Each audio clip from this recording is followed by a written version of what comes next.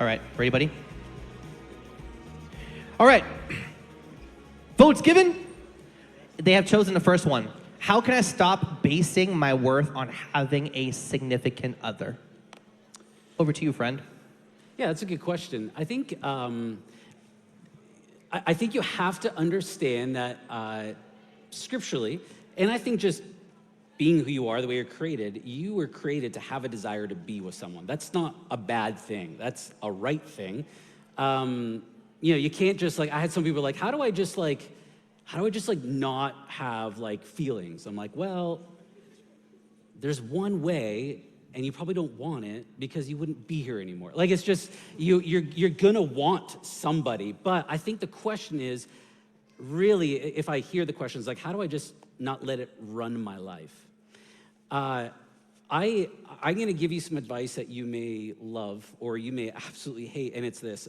That's why I actually think you should invest so much into a really, really great group of friends. I actually think most dating, and research shows this, that when people date in groups of friends, they have a higher likelihood of finding their spouse and having long-term healthy relationships than those who just find someone random. And the reason is because when you're in groups of friends, there's less pressure, especially women are actually a lot more safe because there's no pressure to be alone with someone or anything like that. But I think another piece of that too is that you end up building a really healthy confidence of who you are and you not being isolated or alone. And I think a lot of people, when they build relationships, they actually separate from friend groups. And that actually makes it worse because if you were to break up, for example, what are you gonna have at the end? Just a lot more loneliness. There's some repair. And healthy marriages require each person to have really great, healthy friendships as well. And so I'd encourage you, if you're in that spot and you're wondering it, like I said tonight, go to Jesus. You gotta go to him. I think you gotta bring that to him. You gotta submit that to him. I honestly think, and I believe, and I experience, and many others will experience this perfect love that comes and fills you. But I think practically as well, one of the graces and gifts that Christ has given us is community and friends. And I think it's a really, really great way to invest into those friendships, relationships, and I'll say this especially for guys. I don't want to generalize, but I do find, for the most part, guys have a really hard time learning what it means to have intimacy. And intimacy is not just physical. Intimacy is this wide plane. It's the way you think. It's being able to share your emotions, all those things. Guys have a really hard time doing that. And I always say, friendships are a great way to learn how to, this sounds terrible, but I have to say, it's a great way to learn how to undress yourself. What I mean by that is when you get married and you have this long-term relationship, the idea is, how do I expose more of myself to this person? Because I want them to know who I am deeply. And a lot of guys, and me and myself, my wife sometimes calls me a robot. I just don't have many emotions. But I realized what it was is that I just didn't know how to talk about them. I didn't know how to bring them up. Me and my friends never did that. And this may sound really oh man, it sounds dumb. I'm a man, right? I've got balls hanging off the back of my truck. And I was like, okay, well, here's the thing. Your wife probably won't appreciate you. If you're thinking long-term health for you, learn, especially guys, but I think everyone, to build really great, healthy relationships with friends, build a great community. It goes a long way of not feeling so isolated and desperate and needing something. And I would say if you're in a relationship or looking to get in a relationship, seek those in friendships. It's a great way of knowing who they are, what are their friends like?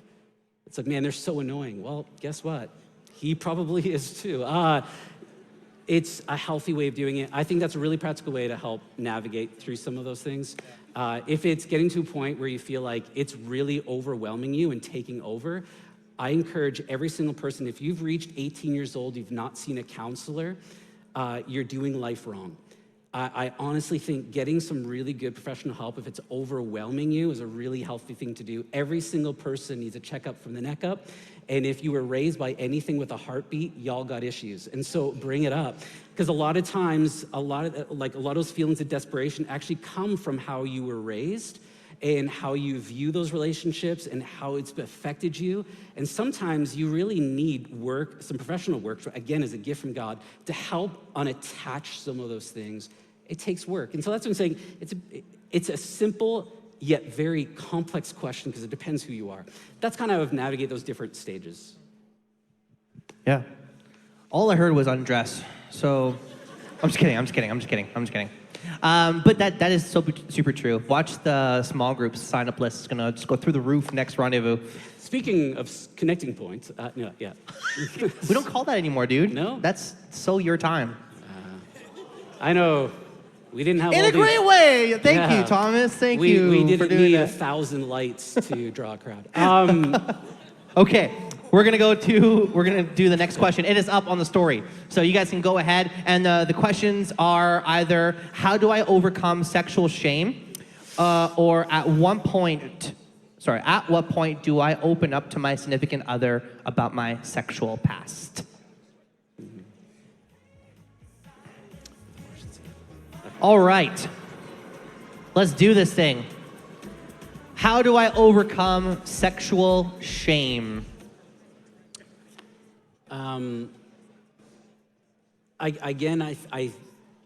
It's so funny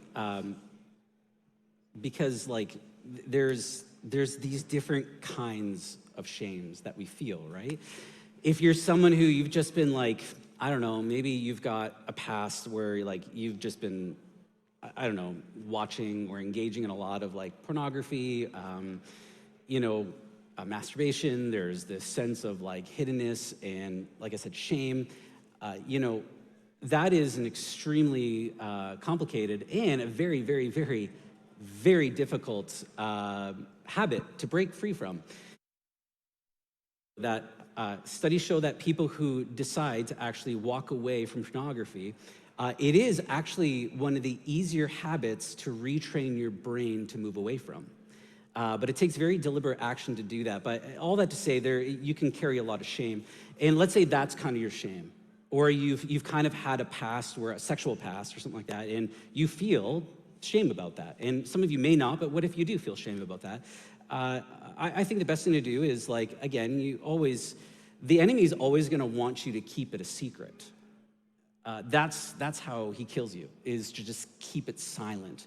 And so what God calls us to do is to run away from that. And you run away from hiddenness. I'm not saying you tell the world about it.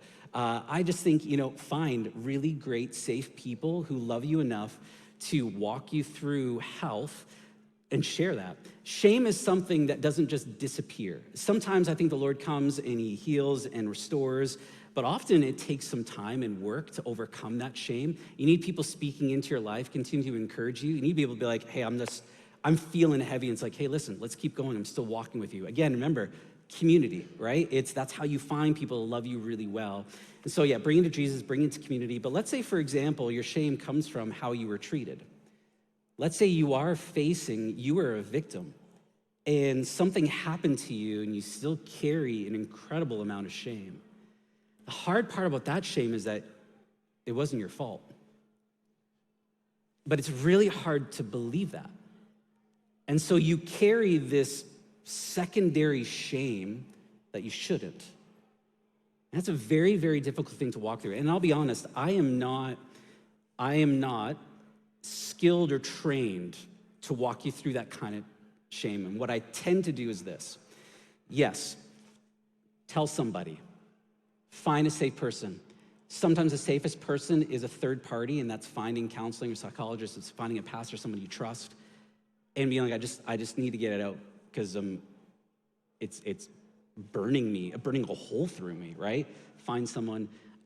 It usually requires you finding someone who has dealt with victims and walking you through that process, because that is not a small thing. That is a heavy load and burden you're carrying that you were never meant to carry.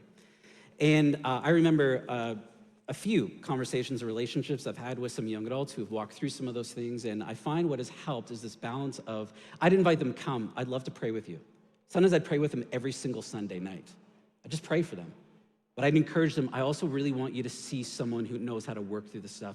And this combination of working together over time, watching freedom begin to come in, and it wasn't like this like one trajectory and it was like perfect. It was bumpy, it was up and down, and then started collecting some people around them to support them and good people they can trust.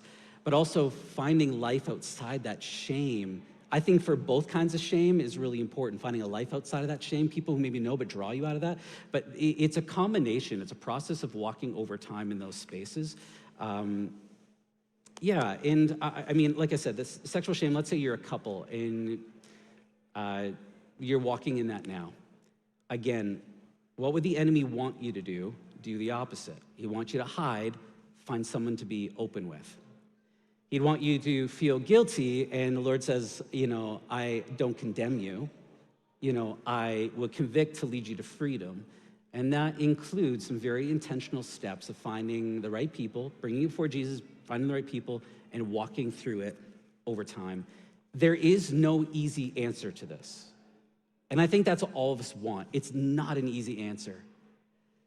And that's why every single time someone ever says, I'm walking through this, I usually always say, you don't know, you gotta know you had so much courage to say something. And there may be people in this room, actually there probably are people in this room, people that maybe you're close with or you think you're close with that are dealing with huge amounts of shame. And one of the best things we can do as a community is to be the kind of people that create an environment that helps set people free from shame. To not compare yourself, to not compare what they did or you did or anything like that, but to be the kind of person who says, how can I just continually be a safe space for someone to be unsafe so they can find wholeness? That's your part, always.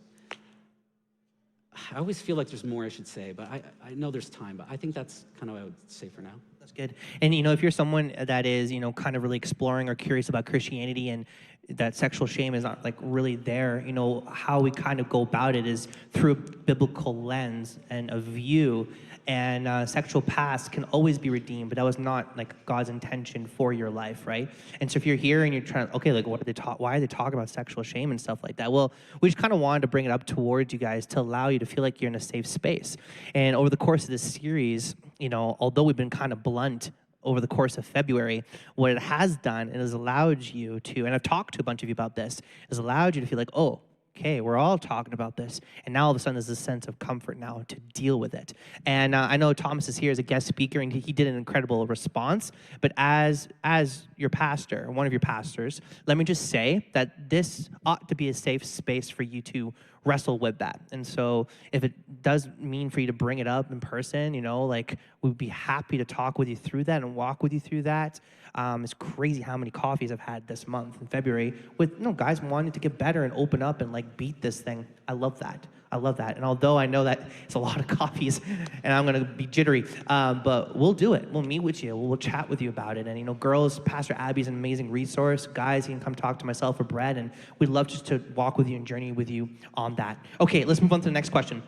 It is up. The question is in between. Does it go against the Bible for me to be asexual? Or two, at what point does your significant other watching porn becomes a deal breaker? Okay, so those are up. You guys can go ahead and start.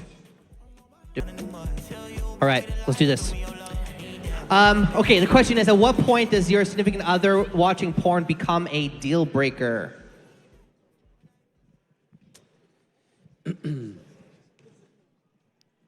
Yeah. Just a nice, easy one. Just Yeah, lofted you. Just it's a layup, bro. Just go for it. You know, I'll say this. I know I'm going to just put it in your court here because at some point you got to actually be the one that decides that too. At what point are you okay with it? The reality is that what some people who are engaging in porn, and whether you feel like that's okay or not, maybe you're here and you feel like that's an amoral thing to do. I know that's a lot of people do feel like sometimes it's healthy, whatever. Sometimes what you don't realize, though, is that to the person you're dating, when they find out you're doing it, or if they know you're doing it, there's an automatic comparison that's happening in their head of going, what are they getting that they're not getting from me? And no matter how you spin it, I don't care who you are, I will never believe you if you say it doesn't affect the way you think about sex. Never. I will never believe you when you say it doesn't affect the way that you view other people. Like I said already tonight, you have to dehumanize someone and choose your own gratification over their personhood to be regularly okay with it. And you're like, well, I don't see it that way. That's probably because you're desensitized to it, and that's the reality of porn. There's a reason why you don't ever just usually stop at one thing. It usually gets a little bit more complicated with what you watch. And so at some point, if your partner is doing, you have to decide, what are you okay with? Like, let's say though, from my point, like pastorally, if like you just met this person, just started dating them, they told you, hey, I watch porn, it's probably a good time to end it, right off the bat. But let's say you've been dating for a while and they come out with it, or they're like, hey, I realize this is a problem. So you have a decision there. One, if you're dating, I need to remind you, you are not married.